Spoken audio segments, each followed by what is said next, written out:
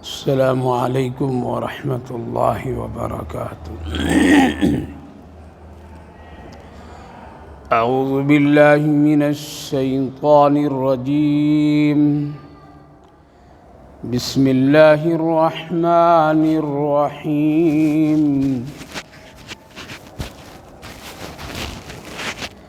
یا ایہا الذین آمنوا قاتلوا الذین یلونکم من الکفار ولیجدوا فیکم غلظہ واعلموا ان اللہ مع المتقین۔ وَإِذَا مَا أُنزِلَتْ سُورَةٌ فَمِنْهُمْ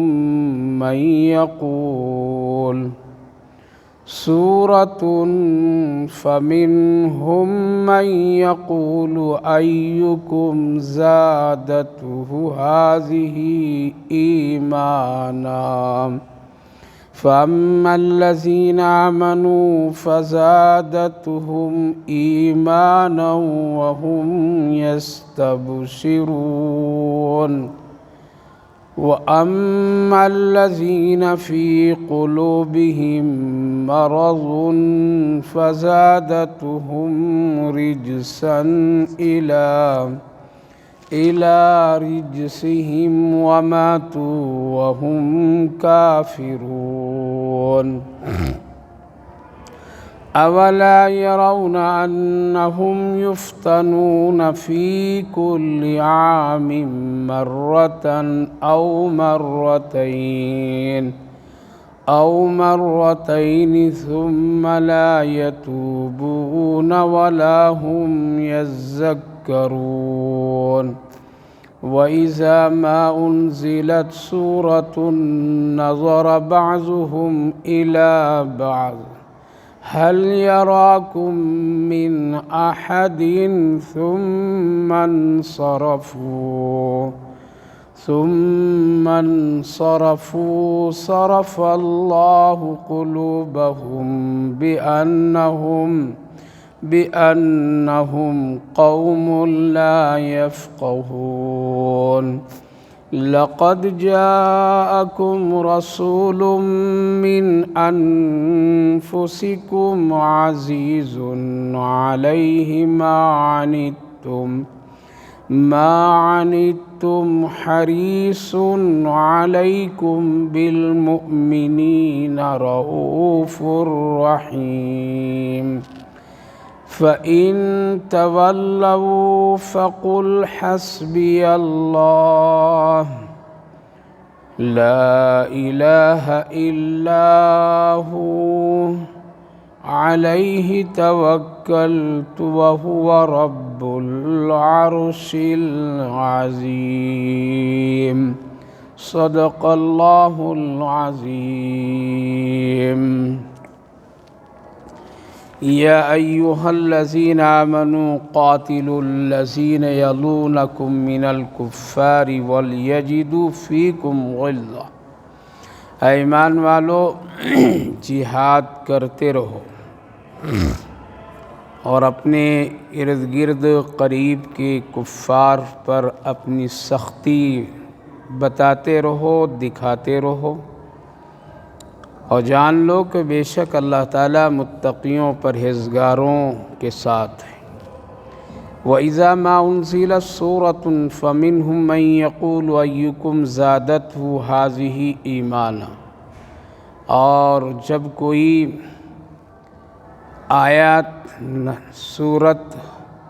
جب کوئی صورت نازل ہوتی تو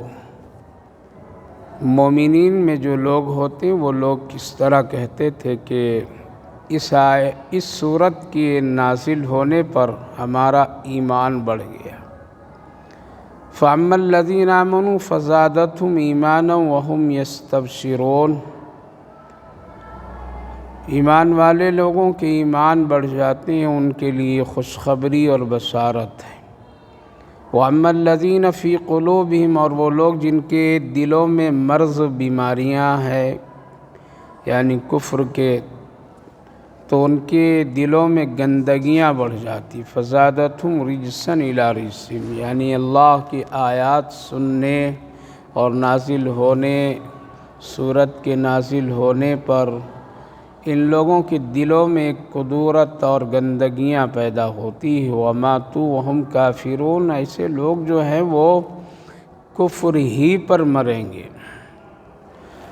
پیاری ماں اور بہنوں، اللہ رب العالمین کا شکر، اس کا احسان ہے کہ اللہ تعالیٰ نے آپ سبھی کو قرآن کریم کی اس بابرکت مجلس میں آنے کی توفیق مرحمت فرمائی ہے۔ اللہ تعالیٰ آپ سب کی اس عمل کو قبول فرمائے، آخرت کے لیے نجات کا ذریعہ بنائے، دنیا کے لیے خیر و فلاح ہدایت کا ذریعہ بنائے۔ گزشتہ مجلس میں چند آیات مبارکہ پر روشنی ڈالی گئی تھی، جس میں اہم بات یہ تھی کہ جو کچھ آدمی اللہ کے راستے میں خرچ کرتا ہے یا وقت لگاتا ہے یا دین سیکھنے سکھانے کے لیے اپنے گھروں سے دور جاتا آتا ہے، تو یہ سب نیکی کے کام ہیں اور اس پر اللہ بہترین بدلہ عطا فرماتا ہے۔ دوسری بات، اللہ تعالیٰ نے فرمایا تھا کہ دین کی خدمت اور کام ترتیب کے ساتھ کرو تاکہ تمہارے دنیاوی نقصانات بھی نہ ہو، تیری روزی روٹی پر کوئی فرق نہ ہو، تمہارے گھر والوں کے لیے کوئی پریشانی کا ذریعہ نہ ہو۔ تو ایک ترتیب کے ساتھ میں دین کی خدمت اور دین کے سیکھنے کے لیے کام کرنا چاہیے۔ ضروری نہیں ہے کہ سب کے سب عالم، حافظ، مفتی اور سب کے سب بڑے فضل والے بن جائیں، بلکہ اللہ نے درجہ بدرجہ رکھا ہے اور ہر ایک نیکی کے کام میں اس کا بدلہ ہے۔ تجارت بھی ایک بہت بڑی نیکی اور عبادت کا کام ہے۔ اگر کوئی آدمی اس کام میں قرآن و حدیث کی روشنی میں اور شریعت کے مطابق اگر تجارت کرتا تو اس کی بڑی فضیلت ہے۔ اللہ کے رسول صلی اللہ علیہ وسلم نے اسے تاجروں کے لیے جنت کا ایک حصہ قرار دیا۔ اسی طرح سے اگر کوئی آدمی کھیتی باڑی زراعت کا کام کرتا ہے تو یہ بھی ایک انسانوں کی خدمت کے لیے کام کر رہا ہے، جس میں اللہ تعالیٰ نے اس کے لیے بہت نیکی اور اس کے لیے محنت پر اجر رکھا ہے۔ ایک آدمی اگر صحیح ڈھنگ سے مزدوری کرتا ہے تو یہ بھی ایک انسان کی ضرورت ہے اور یہ بھی ایک دین کی اور ایک نیکی کا کام ہے۔ لہذا اللہ نے نیکی کے کام حاصل کرنے اور اس کی خدمت کے لیے بہت ساری شکلیں بنا دی ہے دنیا میں۔ لہذا کوئی یہ نہیں کہے گا کہ بس ایک ہی نیکی کا کام ہے نماز پڑھنا یا علم دین حاصل کرنے کے لیے گھر سے باہر جانا یا دعوت و تبلیغ کے لیے وقت لگانا، یہی دین کا کام ہے، اس کے علاوہ اور کوئی دین کا کام نہیں ہے۔ نہیں، دین کا کام مختلف حصوں میں اللہ رب العالمین نے تقسیم فرما دیا ہے۔ اپنی اپنی حیثیت اور تقاضوں اور ضرورت کے مطابق آدمی کو دین کا کام کرنا چاہیے۔ خواتین حضرات، ماں بہنیں جو ہیں ان کے بھی دین کی بڑی خدمتیں اور نیکی کے کام ان کے لیے بھی اللہ نے مقرر کیا ہے، اور ان کے بھی کاموں اور خدمتوں میں بڑے بڑے ثواب اللہ نے رکھا ہے۔ گھر میں اپنے بچوں کی تربیت اور اپنے گھر کے تمام ساز و سامان اور اپنے شوہر کی امانت کی حفاظت، یہ سب بہت بڑی نعمت ہے اور بہت بڑی نیکی کا کام ہے۔ اس لیے ہر ایک کامیاب مرد کے پیچھے ایک عورت کا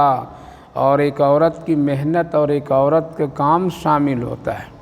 لہذا کوئی مرد بغیر عورت کی محنت اور اس کی دعائیں اور اس کی خلوص اور اس کی کوششوں کے بغیر وہ آگے کام کر ہی نہیں سکتا ہے، اور یہی ترتیب اور انتظام ہے۔ اللہ کے رسول صلی اللہ علیہ وسلم آپ کے ساتھ حضرت ام المومنین خدیجہ الکبریٰ رضی اللہ عنہا کی بڑی قربانیاں ہیں۔ آپ اگر غار حرا میں اعتکاف کی شکل میں رجوع الی اللہ اور اللہ کی یاد میں، اور وہاں جو ایک خاص وقت آپ لگاتے ہیں، تو اس کے پیچھے حضرت ام المومنین خدیجہ الکبریٰ رضی اللہ عنہا کی بھی ایک بڑی محنت ہے۔ آپ اوپر چڑھتی ہیں، پہاڑ پر جاتی ہیں، نبی اکرم صلی اللہ علیہ وسلم کے لیے کھانا پانی توشہ لے کر کے پہنچاتی ہیں۔ یہ کیا بڑی محنت ہے، گویا کہ ایک نیکی کے کام اور اللہ کے رسول صلی اللہ علیہ وسلم کے اس عمل میں آپ شریک ہیں۔ تو دنیا میں اللہ تعالیٰ نے ہر ایک کا کام اور نیکی کی شکلوں کو الگ الگ کر دیا ہے، اسی لیے کسی کو یہ نہیں کہنا چاہیے بس ہم ہی کر رہے ہیں اور تم نہیں کر رہے ہو۔ تو اللہ تعالیٰ نے فرمایا تھا سب مل کر کے نہیں، بلکہ سب اپنے اپنے حالات اور تقاضوں کے ساتھ پورا خیال رکھ کر کے کچھ دین کی خدمت کرو، کچھ گھر والوں کی خدمت کرو، کچھ لوگ تجارت کرو، کچھ لوگ وہ دوسری خدمات ہیں وہ کرو، اور سب لوگ اس طرح کی نیکیاں مل جل کر کے کرو اور ایک بہترین خوبصورت اپنی جنت بناؤ۔ تو اللہ تعالیٰ نے چند آیت مبارکہ میں اس کی طرف اشارہ فرمایا تھا، اور پھر ہمیشہ بڑے چھوٹوں کو یا سیکھنے والا جاننے والا نہ جاننے والوں کو بتاتے رہے، ڈراتے رہے۔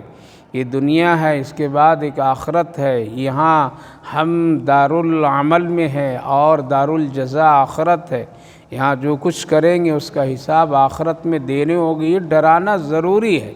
اگر کوئی آدمی ڈرانا چھوڑ دے اور آخرت کی فکریں اور اس کی باتیں کرنا چھوڑ دے تو آج کا انسان بہت پتھر دل ہے، اور پھر اس کو کوئی ڈرا نہیں سکتا ہے۔ اس لیے اللہ تعالیٰ نے یہ بھی ذمہ داری ہم سب پر دی ہے کہ جاننے والے نہ جاننے والوں کو بتاؤ، سمجھاؤ، ڈراؤ۔ اپنے گھر میں اپنے بگڑے ہوئے لوگوں کو، جو لوگ خوف خدا سے دور ہو گئے،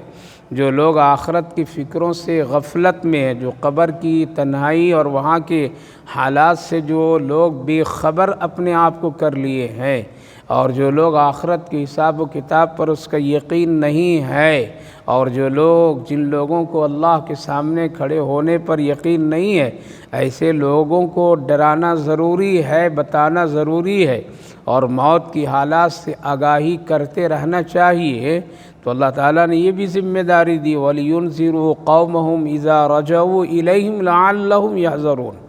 تو ہر ایک آدمی اپنی اپنی حیثیت سے دین کی خدمت، دعوت و تبلیغ کی خدمت، علم دین حاصل کرنے کرانے کی خدمت، یہ سب کرتے رہنا چاہیے۔ انہی چیزوں اور انہی اعمال سے آخرت اچھے بنتے ہیں۔ اس وقت جو آیت کریمہ کا تلاوت کیا ہوں، اس میں بھی اللہ تعالیٰ نے ایک حوصلہ اور اپنے اندر میں ایک ایمانی قوت اور جذبات کے ساتھ زندگی گزارنے کے حکم دے رہا ہے۔ فرمایا تمہارے ارد گرد بہت سارے ایسے لوگ ہوں گے جو تمہارے دشمن ہوں گے، تمہارے کاموں میں رکاوٹ ڈالنے والے ہوں گے، ایمان کے خلاف کام کرنے والے ہوں گے، اور ایسے لوگ ہوں گے جہاں تمہارے لیے مشکلات کھڑی کریں گے۔ تو وہاں ایسے حالات میں تم بزدل نہیں بننا، ایسے حالات میں سست نہیں ہو جانا، ایسے حالات میں اپنے آپ کو خاموشی نہیں اختیار کرنا، بلکہ ہمیشہ ایمانی جذبات اور قوت کے ساتھ دلیر اور بہادری کی ثبوت دیتے رہنا۔ مثلاً اگر کوئی کافر و مشرک میں سے اللہ تعالیٰ نے اس وقت ہدایت دی تھی جس وقت میں صحابہ کرام پر بڑا ظلم کیا جاتا تھا، مکے میں کافر و مشرک جو تھے اس وقت میں بہت ستاتے تھے، اور ان لوگوں کو کمزور سمجھ کر کے، صحابہ کو کمزور سمجھ کر کے ہمیشہ ان پر دباؤ بنائے رکھتے تھے۔ تو اللہ تعالیٰ نے ایسے حالات سے آگاہ اور ایسے حالات میں ایک حوصلہ کن بات بتا کر کے فرمایا، اور آج بھی یہ آیت موجود ہے۔ ایمان والوں کو چاہیے کہ ہمیشہ حوصلے کے ساتھ رہیں، بزدلی کے ساتھ نہیں رہیں۔ تو اللہ تعالیٰ نے فرمایا تمہارے ارد گرد اگر کوئی ایسے لوگ ہیں تو ان پر تم اپنی سختی، اپنا رعب اور اپنی طاقت کا اظہار کرتے رہنا، بزدل مت بننا۔ اے ایمان والو، جب بھی کبھی تجھے جہاد کی طرف دعوت دی جائے اور بلایا جائے تو تم اس سے پیچھے نہیں ہٹنا، بلکہ یہ کام کرتے رہنا اور اپنے اوپر لازم کر لینا۔ اللہ تعالیٰ نے جب یہ حکم دیا تو صحابہ ہمیشہ ہوش مند اور بہت ہی حوصلے کے ساتھ رہے، اور تمہارے ارد گرد جو لوگ کافر لوگ ہیں جو رکاوٹ کا ذریعہ بنتے ہیں، ان کے سامنے تم بزدل نہیں بننا، بلکہ ان پر اپنی سختی اور اپنا رعب دکھاتے رہنا۔ اگر تم اس طرح سے کرو گے تبھی تم کو لوگ وہ تمہارے ساتھ میں کچھ اچھا کریں گے، ورنہ اگر بزدلی کا ثبوت دیے تو یہ پیروں تلوں رون دیں گے لوگ۔ اسی لیے اللہ تعالیٰ نے حالات کو سمجھاتے ہوئے اور بتاتے ہوئے ایک حکم دے دیا۔ اسی لیے بعض ایسی چیزیں ہیں جو دوسری جگہ کرنا مناسب نہیں، لیکن اللہ نے کفار و مشرکین اور جہاں جو لوگ ظلم کرتے وہاں پر میں کچھ ایسی چیزیں کرنے کا حکم دیا جو نہیں کرنا چاہیے تھا۔ مثال کے طور پر میں ایک واقعہ ہے، حدیث پاک سے ثابت ہے کہ جب مدینہ طیبہ سے دوبارہ واپسی ہوئی ہے اللہ کے رسول صلی اللہ علیہ وسلم کے مکہ میں، اور صحابہ کرام رضوان اللہ عنہم اجمعین جب عمرہ یعنی طواف کر رہے تھے عمرے کی، اور طواف کے حالات میں ان میں ایک عاجزی تھی، اور کعبے کے احترام میں بہت ہی ادب و احترام سے وہ لوگ طواف کر رہے تھے، نگاہیں جھکی ہوئی، بازو جھکا ہوا، بہت ہی ادب سے وہ قدم قدم اٹھاتے تھے، اکڑ مکڑ کسی طرح سے ان میں نہیں، بالکل عاجزی اور انکساری۔ ان حالات کو دیکھ کر کے جو اس وقت میں جو کفار و مشرکین تھے وہ دیکھ کر کے آپس میں گفتگو کر رہے تھے کہ دیکھو کل یہ جب یہاں مکہ میں تھے اور یہ لوگ نہیں گئے تھے ایمان اور اسلام اور ہجرت کر کے، تو کتنے یہ لوگ بہادر تھے، ان میں اندر کتنی طاقت تھی اور رعب تھا۔ دیکھو یہ لوگ ان کی صحت بھی گر گئی ہے اور ان کے اندر کتنی بزدلی ہے اور کتنی کمزوریاں ہیں کہ یہ طواف بھی ٹھیک سے نہیں کر پا رہے ہیں اور چل نہیں پا رہے ہیں۔ اللہ تعالیٰ نے اس وقت میں فرمایا کہ میرے محبوب آپ ان لوگوں کو کہیے کہ یہ جو بازو عاجزی کے ساتھ میں باندھ رکھے ہیں اور اپنے ہاتھ کو عاجزی کے ساتھ جوڑ رکھے ہیں اور اپنی گردن اور اپنے بازو کو جو جھکائے ہوئے ہیں، ذرا کہیے کہ یہاں اکڑ کر کے چلے اور اپنے بازو کو نکال کر کے چلے اور اپنے پنجے اور ہاتھ کو ذرا حرکت میں دے اور اپنے احرام کے کپڑے کو ذرا سے کندھے سے سرکا کر کے اپنے بازو کے نیچے کرے اور اپنے قوت بازو کو دکھائیں کہ ہم بزدل نہیں ہیں، ہمارے اندر میں طاقت، قوت، ایمانی جذبات سب کچھ ہے، لیکن ہم صرف یہاں اللہ کے گھر کے احترام اور اللہ کے سامنے عاجزی کے لیے شکل اختیار کیے ہیں۔ لہذا رسول اللہ صلی اللہ علیہ وسلم حکم دیے کہ ذرا طواف کی کیفیت کو بدلو اور اس طرح سے چلو۔ اسی لیے آج بھی وہ حکم باقی ہے۔ لہذا جو لوگ آج طواف کرتے، مردوں کے لیے یہ حکم ہے کہ اپنے احرام کے کپڑے کو کندھے سے نیچے سرکا کر بازو کے نیچے بغل سے نکال کر کے اپنے بازو کو دکھاؤ اور یہاں ذرا 3 چکروں میں ذرا سا رمل کرو، یعنی ایک دم بالکل ہمت حوصلے کے ساتھ چلو۔ جبکہ یہی چال دوسری جگہ چلا جائے اور دوسری جگہ یہ شکل اختیار کی جائے تو یہ ناپسندیدہ ہے، لیکن لوگوں کے لیے، لوگوں کو دکھانے کے لیے اس وقت میں اللہ نے حکم دیا اور اس کو شریعت اور مسئلے کا ایک حصہ بنایا۔ لہذا اس بنیاد پر تاکہ تمہارا دشمن تمہیں کمزور نہ سمجھے۔ آج میری ماں بہنوں حالات بڑی عجیب و غریب ہیں، مسلمانوں میں ایک عجیب و غریب بزدلی کی کیفیت ہے، مسلمانوں میں غیروں کے سامنے اپنے آپ کو اس قدر جھکا رکھے ہیں کہ لوگ مار کھاتے چلے جاتے ہیں، لوگ ان کو ذلیل کرتے ذلیل ہوتے چلے جاتے ہیں، ان کے اندر میں دفاع کی طاقت اور ان میں روکنے کی صلاحیت نہیں ہے۔ لیکن وہی مسلمان آپسی خاندانی جھگڑوں میں، آپسی معاملات میں ایک چھوٹی چھوٹی باتوں پر ایک دوسرے کو گریبان پکڑ لیتے ہیں، لیکن دشمنوں کے سامنے حوصلہ بہت ہی پست ہوتا ہے۔ اس کی وجہ ہے کہ اندر سے قوت ایمانی سلب ہے، اندر سے ایمان کی قوت جو ایک ہونی چاہیے وہ ختم ہے، اس کے لیے دوسروں کے سامنے بزدل بن جاتے ہیں اور اپنے نزدیک اور اپنے آپسی لڑائی جھگڑوں میں تھوڑی سی چیزوں میں اور کم تر حقیر سی چیزوں کے لیے وہ قتل و غارت کی کیفیت میں آ جاتے ہیں اور اس قدر پھر آپس میں لڑائی لڑتے ہیں۔ اللہ اکبر، جو آج سمجھانا اور بتانا مشکل ہو گیا ہے اس قوم کو۔ اسی لیے ہمیشہ آدمی کو حوصلے کے ساتھ رہنا چاہیے، چاہے وہ مرد ہو یا عورت، بچیاں ہوں، لڑکے ہوں، لڑکیاں ہوں، ہمیشہ باہر اپنے اندر ایمانی اور اسلامی قوت کے ساتھ، حوصلے کے ساتھ رہیں اور دفاعی اپنی طاقت اپنا لیں تو انشاءاللہ کوئی ان کے طرف نگاہ بھی نہیں اٹھا سکتے، کوئی ان کے طرف انگلی۔ لیکن اپنے آپ کو جب کوئی حوالے غیروں کے کر دیتا ہے اور چند دنیا کی لالچی اور حرص اور دنیا کی تفریحات اور دنیا کی زیب و زینت، کھانے پینے، ہوٹلوں کی پارٹی اور دوسری چیزوں کی وجہ سے جب کوئی آدمی اس طرح سے اپنے آپ کو دوسروں کے حوالے کر دیتا ہے، جیسے آج لڑکیاں، مسلمان لڑکیاں کالجوں اسکولوں کے پڑھنے والی غیروں کے سامنے چند ٹکوں میں اور چند حوصلے کی بات میں وہ اپنے آپ کو حوالے کر دیتی ہے، اور پھر کیا بنتا ہے اور کس قدر بعد میں ان کی ذلت ہوتی ہے۔ کوئی زمین میں گاڑ دیے جاتے ہیں، کوئی جلا دیے جاتے ہیں، کوئی پانی میں بہا دیے جاتے ہیں، کوئی ٹکڑے ٹکڑے کر کے بوریوں میں بند کر کے جنگلوں میں پھینک دیتے ہیں، کسی کو گھر سے در بدر کر دیتے ہیں۔ کتنی بے آبرو ہوتی ہے۔ لہٰذا ایسے حالات میں ایک مسلمان لڑکی یا اور ایک مسلمان لڑکے پڑھنے لکھنے والوں کو حوصلے کے ساتھ جینا چاہیے اور اپنی ایمانی قوت کو کبھی کسی کے حوالے نہیں کرنی چاہیے۔ اسی لیے اللہ رب العالمین نے فرمایا وَلْيَجِدُوا فِيكُمْ غِلظَّةً، سختی بنائے رکھو ہمیشہ، تبھی تم زندہ رہو گے اور تبھی تمہارے حوصلے کے ساتھ تمہیں عزت کے ساتھ جینے دیں گے۔ اور یاد رکھو جب تم اگر اللہ رب العالمین سے ڈرو گے، پرہیزگاری کرو گے تو اللہ تمہارے ساتھ ہے۔ وَاعْلَمُوا أَنَّ اللَّهَ مَعَ الْمُتَّقِينَ، اللہ تعالیٰ پرہیزگاروں کے ساتھ ہوتا ہے، اس کی مدد کرتا ہے۔ ہم اور آپ کہیں گے آج کہاں اللہ کی مدد، آج اللہ کی مدد کہاں رہی ہے؟ مسلمان کے گھر گرائے جا رہے ہیں، مسلمان کو ستائے جا رہے ہیں، مسلمان کے جائیداد املاک ساری چیزیں تباہ و برباد کر دیے جا رہے ہیں، ان کے تمام عزت و آبرو پر حملے کیے جاتے ہیں اور مسجد مدرسے عبادت گاہیں جتنی ہیں سب کو توڑ پھوڑ کیے جاتے ہیں۔ اللہ کی مدد کہاں ہے؟ ہاں مدد کیسے ہوگی؟ اس لیے ہم لوگ تو متقی ہیں نہیں ہیں، اور آج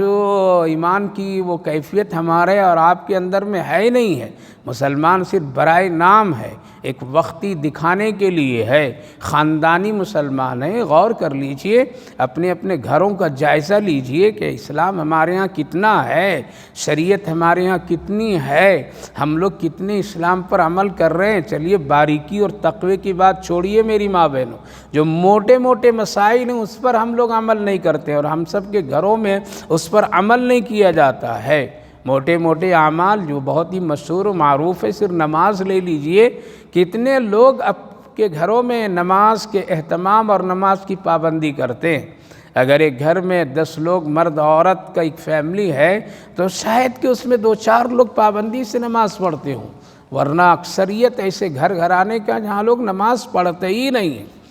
10 لوگ اور 5 لوگ 7 لوگوں کی اگر فیملی ہے تو شاید کہ چند ہی لوگ ہوں گے جو قرآن کریم کی تلاوت پابندی سے کرتے ہیں۔ نوجوان لڑکے لڑکیاں تو قرآن پڑھنا آج کل پسند ہی نہیں کرتے، گھروں میں گھر میں وہ اپنا تلاوت کا معمول ہی نہیں بناتے ہیں۔ یہ موٹے موٹے کاموں کی ایک مثال ہم آپ کو دے رہے ہیں کہ آج دیکھ لیجئے ہمارے گھروں میں بچے جو جوان ہیں، جو کالجوں اسکولوں میں پڑھتے لڑکیاں پڑھتی ہیں، لڑکے پڑھتے ہیں، وہ کتنی مرتبہ گھر میں قرآن کریم کھول کر کے کم سے کم صبح وہ سورہ یاسین یا کبھی تلاوت کا معمول بناتے ہو نہ، ان کو کوئی اس سے سروکار نہیں ہے، اس سے ہمارے گھر میں کوئی اس کا چال چلن نہیں ہے، ہمارے گھروں میں اس کی کوئی عادت نہیں۔ اس لیے ماں باپ خود ہی غفلت ہے تو بچے کہاں ہوں گے؟ سینکڑوں مرتبہ فون کا اٹھانا، دیکھنا، اس کا صاف کرنا، بار بار ہاتھوں سے اس کو استعمال کرنا، ایک پل ایک سیکنڈ کے لیے اپنے سے جدا نہیں ہونا، لیکن قرآن مہینوں مہینوں سالوں سال تک نہیں پڑھا جاتا ہے۔ یہ موٹے موٹے اعمال ہے، پوری زندگی پورا سال نماز لوگ چھوڑ رہے ہیں، لیکن کسی کو احساس نہیں ہے کہ اللہ کی ایسے لوگوں کے ساتھ مدد ہوگی؟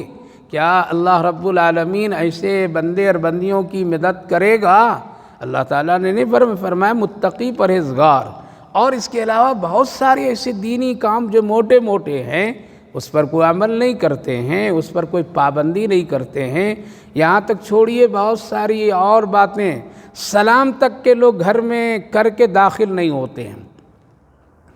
جائزہ لے لیجئے، آپ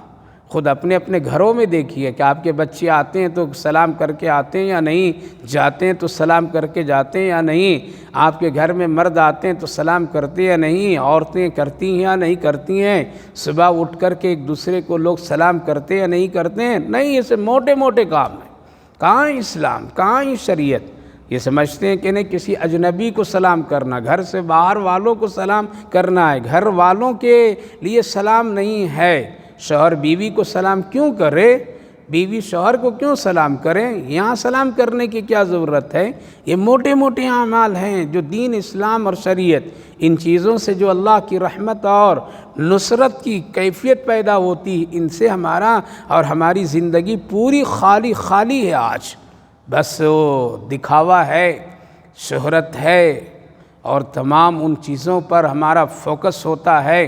جس سے آخرت میں کوئی لینا دینا نہیں ہے۔ تو اللہ رب العالمین کی مدد ہمارے اور آپ کے ساتھ آئے گی کیسے؟ مساجد کے حالات ایسے ہیں کہ پوری مسجدیں خالی ہیں۔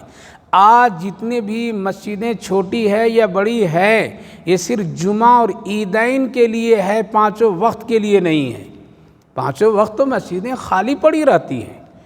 اور فجر میں تو بس 1-1.5 صف مشکل سے لوگ نظر آتے ہیں، ورنہ پوری مسجدیں خالی ہوتی۔ صرف جمعہ کے لیے مسجدیں ہم لوگوں کی ہے، پانچوں وقت کے لیے نہیں ہے۔ جبکہ انسان اور مسلمانوں کی ایک بڑی تعداد ہے کہ اگر صرف اور صرف فجر کی نماز کی پابندی کر لے تو کم سے کم مسجد کے اندرونی حصہ بھر جائے، لیکن نہیں ہے، لوگ بس غفلت میں ہے۔ یہ موٹے موٹے کاموں سے جب ہم لوگ اتنے دور ہیں تو تقویٰ تو بہت بڑی چیز ہے، بہت بڑی نعمت ہے، وہ اسی لیے اللہ کی مدد نہیں آتی ہے۔ اللہ کا وعدہ وَاعْلَمُوا أَنَّ اللَّهَ مَعَ الْمُتَّقِينَ، اللہ تعالیٰ کی مدد تو پرہیزگاروں متقیوں کے ساتھ ہے۔ وَإِذَا مَا أُنزِلَتْ سُورَةٌ فَمِنْهُمْ مَنْ يَقُولُ أَيُّكُمْ زَادَتْهُ هَٰذِهِ إِيمَانًا۔ دو طرح کے لوگوں کی عادت اور دو طرح کے لوگ ہوتے ہیں۔ کل بھی تھے لوگ، کفار و مشرکین اور منافقین کی کچھ ایسی تعداد ہوتی تھی جو نبی اکرم صلی اللہ علیہ وسلم کی مجلسوں میں آ کر منافقین بیٹھا کرتے تھے، سنا کرتے تھے، اور جب کبھی اللہ کے رسول صلی اللہ علیہ وسلم پر کوئی سورت نازل ہوتی تھی یا کوئی آیات نازل ہوتی، اور اس وقت میں آپ نازل ہونے کے بعد آپ جب اس آیت کریمہ کو سناتے تھے صحابہ کے ساتھ اور یا سورت کو سناتے تھے تو صحابہ بہت ہی توجہ کے ساتھ سنتے تھے، ایمان والے بہت غور سے سنا کرتے تھے، اور جب سنتے تھے تو کہا کرتے تھے کہ اس آیت کریمہ یا اس سورت پاک کی نزول کے بعد ہمارا ایمان بڑھ گیا، ہمارے ایمان میں اضافہ ہو گیا، کتنی اچھی آیت، کتنی اچھی بات، کہ ایسا حکم اللہ نے نازل فرمایا، اس میں کتنی کامیابی اور بشارت ہے آخرت کے لیے۔ لہذا صحابہ آپس میں چرچا کرتے تھے، دیکھو کتنی اچھی آیت ہے، ہمارا ایمان تازہ ہو گیا، ایمان بڑھ گیا، یہ کہا کرتے تھے اور آپس میں اس کی گفتگو کرتے تھے۔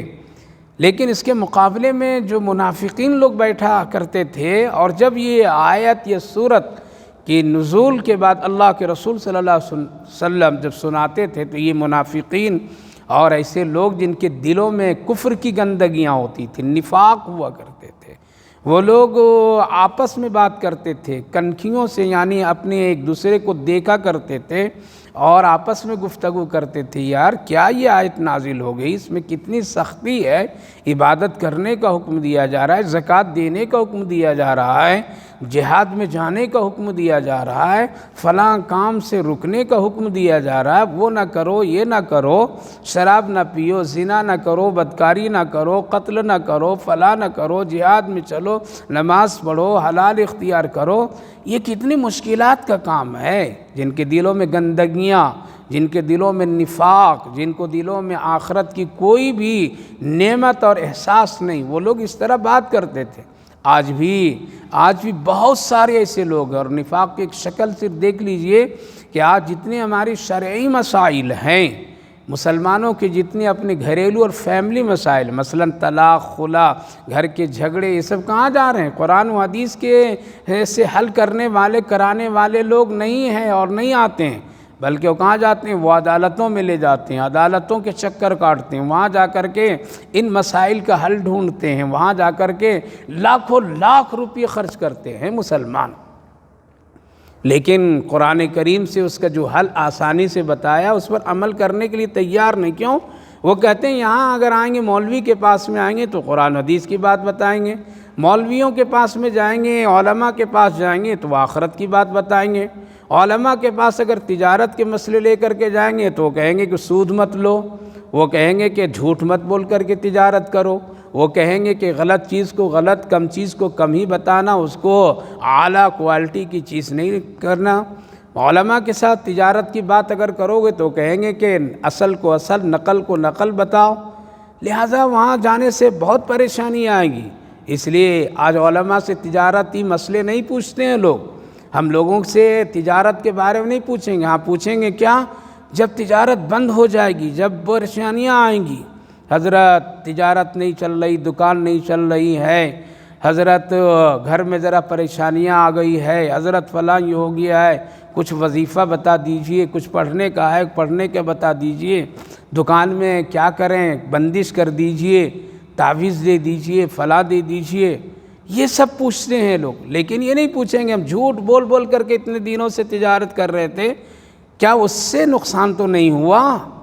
اس سے تو یہ چیزیں نہیں ہو رہی ہے،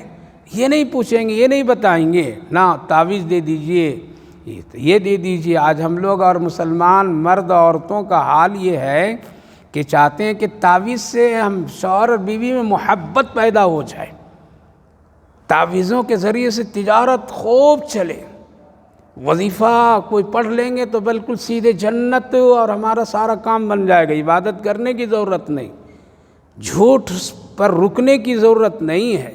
نہیں حضرت سے تعویذ لے لیں گے، عامل صاحب سے لے لیں گے، میاں بیوی میں محبت ہو جائے گی،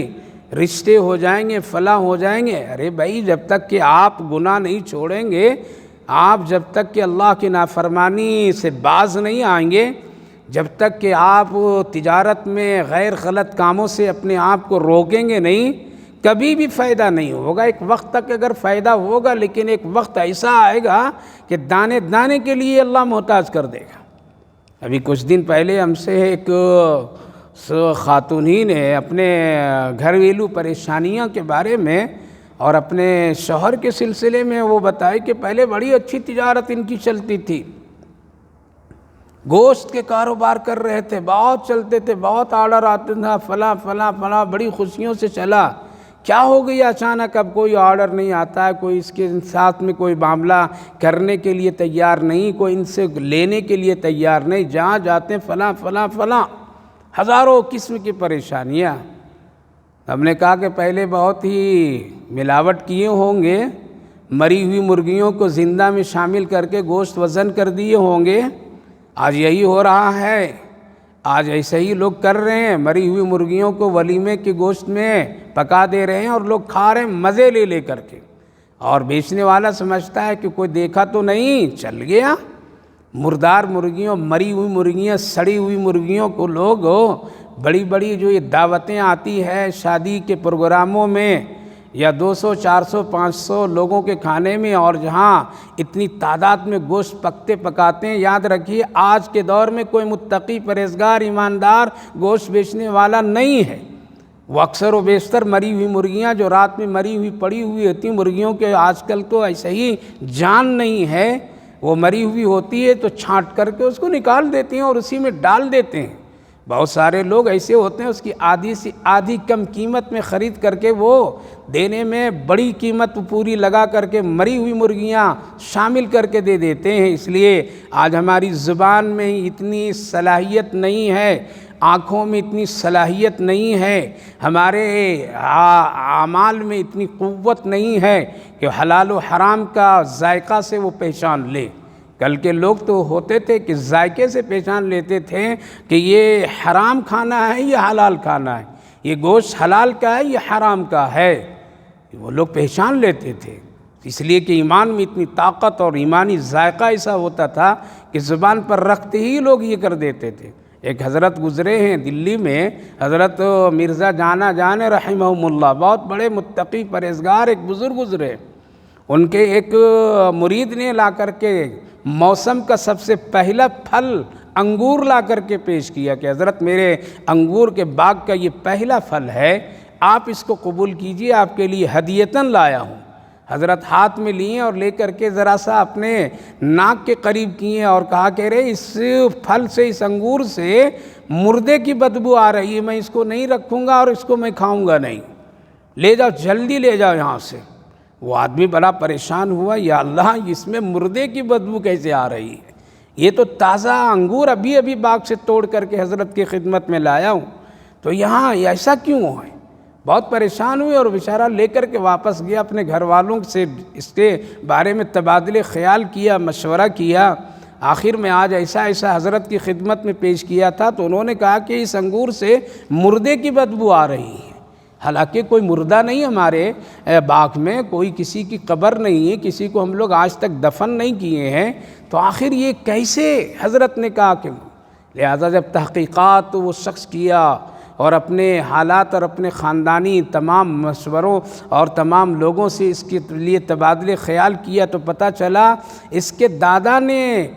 قبرستان پر یہ باغ لگا دیا تھا، قبضہ کر کے، ناجائز قبضہ کر کے، جہاں مردے دفن تھے، جہاں مردوں کو گاڑا گیا تھا، جن کی قبریں موجود تھی، ان قبر اور قبرستان پر یہ انگور کے باغ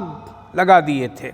اور اپنے نام سے اس قبرستان کی زمین کو ہڑپ کر لیے تھے۔ یہاں سے یہ باغ تیار تھا اور یہاں سے انگوریں پیدا ہو رہی تھیں، لہٰذا وہاں کا توڑا ہوا، اس باغ کا توڑا ہوا جب ایک اللہ کے ولی کے قریب کیا گیا تو بتائیں یہاں سے مردے کی کیفیت یہ ہے۔ لہٰذا ایمان والوں کو تو قبل پہچان ہو جاتی تھی، لیکن آج کہاں ہے؟ اب تو لوگ ڈال رہے ہیں، کھا رہے ہیں، پی رہے ہیں۔ اللہ حفاظت فرمائے، مری ہوئی مرغی کھا لیں شوق سے، ولیمے میں، دعوتوں میں، اللہ حفاظت فرمائے۔ اسی لیے تو نماز کی توفیق نہیں ملتی ہے لوگوں کو، اسی لیے تو جھوٹ بولنے سے لوگ رکتے نہیں، غیبت کرنے سے بچتے نہیں، اور اسی لیے تو جھگڑے اتنے ہوتے ہیں، اسی لیے گھروں میں اتنے پھوٹ اور اتنے تفرقہ ہوتے ہیں، اس لیے کہ انہی خانوں کی یہ وجہ ہے، نحوست ہے۔ لہذا جب ایمان میں اتنی طاقت نہیں ہے تو ہم لوگ کیسے پہچانیں گے؟ کل کے لوگ تو پہچان لیتے تھے۔ تو ایمان قلب ایک چیز جو گندگیاں ہیں، اور جب اس میں یہ کیفیت ہوتی ہے تو یہی ہوتا ہے، قرآن کے سننے سے ایمان والوں کے دلوں میں ایک تازگی آتی ہے، اس کے اندر میں ایک کیفیت اور ایک اور ہلچل کی ایمانی کیفیت پیدا ہوتی ہے، اور جس کے دل میں گندگیاں ہوتی ہے کفر و نفاق کا، اور جس کے اندر میں یہ ہوتا ہے تو ان کے زبان سے، ان کے دلوں سے ایسی ہی باتیں نکلتی ہے۔ لہٰذا وہ لوگ کہا کرتے تھے کہ آیت کریمہ کے نزول سے ہمارا ایمان بڑھ گیا، لیکن اس کے مقابل میں جن کے دل میں مرض اور گندگیاں، وہ منافقین کہتے تھے ارے یہ کیسی آیت نازل ہو گئی، اور جس سے ہماری تجارت میں فرق آ جائے گا، جس سے جھوٹ بولنے سے روکا جا رہا ہے، جس سے فلاں خوشیوں سے ہمارے لیے رکاوٹ کا ذریعہ بن رہا ہے۔ اس آیت نے ہم لوگوں کی زندگی کو تباہ کر دیا۔ جیسے آج کے مسلمان لوگ کہہ رہے ہیں کہ علماء سے مشورہ لو تو تجارت میں یہ پابندیاں آئیں گی، اور یہ کہیں گے اگر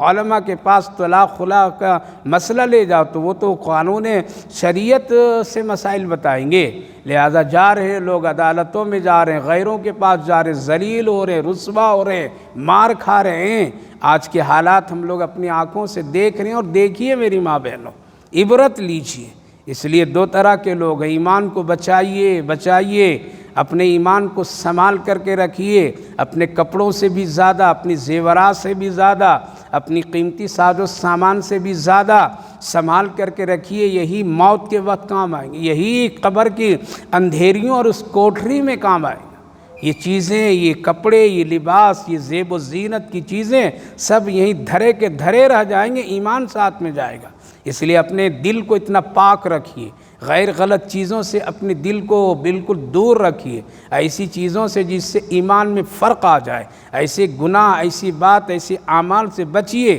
حضرت علی کرم اللہ وجہہ نے فرمایا کہ جب ایک مومن کا دل پاک صاف ہوتا ہے اور اللہ نے ہر ایک انسان کے دل کو بہت ہی خوبصورت بنایا ہے، چمکدار بنایا ہے، جس کا تذکرہ قرآن کریم کے 18ویں جز میں ہے، سورہ نور میں، اللہ نور السماوات والارض میں اللہ تعالیٰ نے ایمانی دل کی کیفیت کو بتایا، ایک چمکدار، ایک خوبصورت،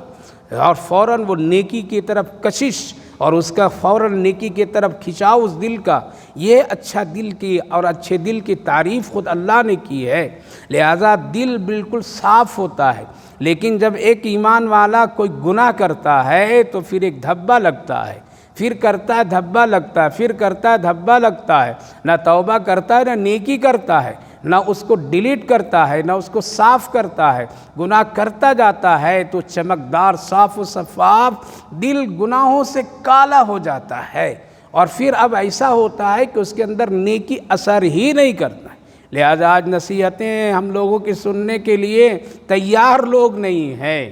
تیار لوگ نہیں ہیں، قرآن کی بات سننے کے لیے تیار نہیں ہیں، علماء کی بات سننے کے لیے تیار نہیں، دین کی بات سننے کے لیے تیار نہیں ہیں، دل آمادہ نہیں ہوتا ہے۔ مسجد میں لوگ آتے ہیں نماز پڑھنے کے لیے، خدا نہ خواستہ اگر 5 منٹ 2 منٹ اگر کوئی عالم دین اگر بیان لمبا کر دے تو یہ سارے جو بیٹھے ہوئے لوگ ہوتے ہیں جن کے دلوں میں سیاہی اور کالا پن ہوتا ہے، فوراً وہ لوگ کہنے لگتے ہیں کیا مولوی صاحب اتنا لمبا وقت لے لیا، کیا اتنی لمبی بات کر دیا، دیکھتے نہیں ٹائم آپ کو معلوم نہیں، 2 منٹ 3 منٹ ہم لوگوں سے اگر کبھی اونچ نیچ ہو جائے علماء سے تو یہ دل کے گندگیاں رکھنے والے لوگ اس طرح سے کہتے ہیں۔ ہم لوگوں کو سننا پڑتا ہے، صبر کرنا پڑتا ہے، اسے دین کی خدمت کرنا ہے، ہم لوگوں کو دین کی باتیں بتانا ہے، یہ ذمہ داری، یہ امانت ہے۔ سنتے ہیں جاہلوں کی باتیں، صبر کرتے ہیں اور یہ سمجھتے ہیں اللہ ہی ہم سب کی مدد فرمائے گا۔ اگر ان جاہلوں کی بات سن کر کے اگر ہم لوگ خیر کے کام کو روک دیں، دین کی بات بتانے سے علماء رک جائے تو آج کوئی دین کی بات بتانے والا کہیں نہیں ملے گا۔ اس لیے لوگ فوراً کیوں، ان کے دل میں بے قراری ہوتی ہے، اچھی بات سننا پسند نہیں کرتے ہیں، فوراً اگر خدا نخواستہ امام صاحب اگر نماز میں تھوڑی سی اگر دیر کر دیے، یعنی 3 تسبیحات کے پڑھنے کے بجائے سجدے میں رکوع میں 5 مرتبہ سبحان ربی العظیم اور اعلیٰ پڑھ دیا تو ظاہر ہے کہ 1 منٹ دیر ہو جائے گی۔ اگر ایک سورت تھوڑی سی ایک آیت جو پڑھتے ہیں اس سے اگر زیادہ پڑھ دیا آج تو ظاہر ہے کہ سجدہ لمبا ہو گیا، رکوع لمبی ہو گئی، اگر اطمینان سے قومہ کیا اور اطمینان سے نماز پڑھیا اگر 2-3 منٹ تو فوراً لوگ کہتے ہیں پتہ نہیں ہے امام صاحب سجدے میں سو جاتے ہیں کیا، رکوع میں جاتے ہیں وہیں رہ جاتے ہیں کیا، بیٹھتے ہیں تو پتہ نہیں نیند لگ جاتی ہے کیا، ایسے تبصرے کرتے ہیں۔ یہ جاہل قوم لوگ ہوتے ہیں، ان کا ایمان سے کوئی تعلق نہیں، اس کے دل میں سیاہی گناہوں کے پڑے ہوتے ہیں، ان کو لمبا سجدہ اچھا نہیں لگتا ہے، لمبی رکوع اچھی نہیں لگتی ہے، اللہ کے سامنے 2 منٹ سکون سے کھڑا ہونا اچھا نہیں لگتا ہے، قرآن کی ایک آیت سننا ان کو اچھا نہیں لگتا ہے۔ یہی ہے وہ علامت کہ ان کے دل میں گناہوں نے اتنا کام کر گیا ہے کہ بالکل سیاہی ہے، کالا پن ہے، موت کے وقت میں کلمہ ایسے لوگوں کو نصیب نہیں ہوتا ہے۔ اس لیے جب آپ کا دل دین کی بات سے، قرآن سے، درود پاک پڑھنے سے، نیکی کے بات سننے سے اگر دل میں بے چینی، بے قراری اور گھبراہٹ کی کیفیت ہے، فوراً علاج کیجیے، فوراً اپنے دل کو صاف کیجیے، فوراً اپنے دل میں سے اس گندگیاں کو نکالیے، نہیں تو بہت خطرہ ہے، بہت خطرہ ہے۔ اس لیے ایمان گھٹتا بڑھتا ہے۔ تو حضرت علی رضی اللہ عنہ فرماتے ہیں کہ پورا سیاہ ہو جاتا ہے گناہوں کی وجہ سے، پھر یہاں تک کہ اس کے توبہ کی توفیق اللہ سلب کر دیتا ہے، اچھی باتیں اس کے دل میں نہیں جاتی۔ جیسے ایک برتن میں اگر گندا پانی آپ بھر دیں تو پھر اس میں کوئی اچھا پانی نہیں ڈال سکتے جب تک کہ گندگیوں کو نہیں نکالیں گے، جب تک کہ کنواں میں اگر گندگیاں، غلاظت اگر پڑ جائے تو اس سے صاف پانی نہیں آئے گا، لہذا اس کو پہلے صاف کرنا پڑے گا، گندگیوں کو نکالنا پڑے گا۔ کنویں میں اگر ایک بلی مر جائے اور چھوڑیے کنواں تو اب سمجھنا بہت مشکل کی بات ہوتا ہے، اس لیے کم لوگ دیکھتے ہیں۔ آپ کے گھر پر اگر ایک ٹینک پانی کا لگا ہوا ہے، اس میں اگر کوئی پرندہ گر جائے اور گر کر کے مر جائے، بلی گرے اور مر جائے، یا اور کوئی جانور ایسا ہے جو مرے، اسی میں مر جائے، گر کر کے سڑ جائے، بدبو آ جائے، آپ کہیں گے نہیں پانی کم ہے، اس میں ذرا پانی زیادہ بھر دیں گے تو بدبو ختم ہو جائے گی اور سب کچھ ٹھیک ہو جائے گا، پینے کے لائق ہو جائے گا، لہٰذا آپ پانی اس کو اور بھر دیں اور پورا فل ٹینک کر دیں گے، کیا وہ پانی پاک ہو جائے گا؟ اس پانی سے بدبو نکل جائے گی؟ کیا اس پانی سے گندگیاں ختم ہو جائے گی؟ آپ کسی عالم سے پوچھیں گے تو یہ جواب دے گا وہ مرے ہوئے پرندے یا جانور، بلی، چوہا جو بھی ہے، اس کو پہلے نکالو، صاف کرو، وہاں سے ہٹاؤ، پھر تم صاف پانی ڈالو، تبھی یہ پانی پاک ہوگا اور پینے کھانے کے لائق ہوگا۔ آپ کہیں گے کہ نہیں اس کو رہنے دیجئے، پانی ڈالیں، نہیں، اسی طرح سے اس دل میں ایمان اس وقت تک کہ نہیں رہتا ہے جب تک کہ گندگیاں نہیں نکلے گی، کفر کی، شرک کی، بدعات کی، حسد کی، بغض کی، عداوت کی، نفرتوں کی، شریعت سے دوری کی، یہ ساری خرافات جب نہیں نکلیں گے اس وقت تک کہ ایمان کا نور وہاں نہیں جلے گا، اور پھر موت میں بڑی پریشانی ہوگی۔ اسی لیے دو حالات اللہ نے بیان فرمایا، وَإِذَا مَا أُنزِلَتْ سُورَةٌ فَمِنْهُمْ مَنْ يَقُولُ أَيُّكُمْ زَادَتْهُ هَٰذِهِ ایمانا، یعنی جب کوئی سورت نازل ہوتی تھی تو ایمان والے کہا کرتے تھے اس آیت سورت کے نازل ہونے سے ہمارا ایمان بڑھ گیا، اور ان لوگوں کے جن کے ایمان بڑھتے ہیں ان کے لیے اللہ نے خوشخبری، اور وہ لوگ خوش بھی ہوتے تھے، بہت اچھی آیت، بہت پیاری آیت، اللہ کا کلام کتنا اچھا ہے۔ اور جن لوگوں کے دلوں میں گندگیاں کفر کی، نفاق کی، تو وہ لوگ کہتے تھے کہ یہ کیسی آیت ہے، ان کی گندگیاں بڑھتی تھی، ان میں نفاق بڑھتا تھا۔ پھر اللہ فرمائے اس دل کی خرابی کی وجہ سے وَمَاتُوا وَهُمْ کَافِرُونَ، ایسے لوگ تو کفر ہی پر مرتے ہیں، ایمان پر نہیں مرتے ہیں۔ اللہ اکبر، اللہ ہم سب کی حفاظت فرمائے، اللہ ہم سب کی حفاظت فرمائے، ایمان پر سب کو خاتمہ نصیب فرمائے۔ وہ منزل اور وقت تو بہت عجیب ہے، اس لیے اپنے ایمان کی حفاظت فرمائے۔ اس آیت کریمہ کے ضمن میں علماء مفسرین لکھتے ہیں کہ اس سے پتہ یہ چلا کہ ایمان گھٹتا بڑھتا بھی ہے، کبھی ایمان بڑھ جاتا ہے اور کبھی گھٹ بھی جاتا ہے، یہ صلاحیت ہے ایمان میں گھٹنے بڑھنے کا، اور ہر چیز میں اللہ رب العالمین نے گھٹنے بڑھنے کی صلاحیت کو رکھا ہے۔ عمر گھٹتی ہے، بڑھتی نہیں ہے۔ کوئی کہتا ہے کہ نہیں عمر بڑھ رہی ہے، نہیں، عمر گھٹتی ہے۔ دیکھنے میں ہم لوگوں کو لگ رہا ہے کہ بچہ جوان ہوا، بڑھا، عمر بڑھ گئی، نہیں، عمر گھٹ گئی، جوان بوڑھا ہو گیا، گھٹ گئی۔ اسی طرح سے کھیتیاں شروع میں لہلاتی ہیں لیکن آگے چل کر کے زرد بھی ہوتی ہے، پھر پیلا پن آتا ہے، دانے پکتے ہیں، کھلیان میں اس کو لا کر کے رل مل کر دیا جاتا ہے۔ ہر ایک چیز کی گھٹتی ہے، صبح ہوتی ہے، شام بھی ہوتا ہے، رات آتی ہے، دن بھی آتا ہے، یہ سب گھٹنے بڑھنے کی اسی طرح ایمان بھی گھٹتا بڑھتا ہے، جس طرح ہماری اور آپ کی صحت گھٹتی بڑھتی ہے۔ اسی لیے صحابہ کرام رضوان اللہ عنہم اجمعین نے پوچھا یا رسول اللہ جب ایمان بڑھے تو اس کی علامت کیا ہے، اور جب ایمان گھٹا تو اس کی علامت کیا ہے؟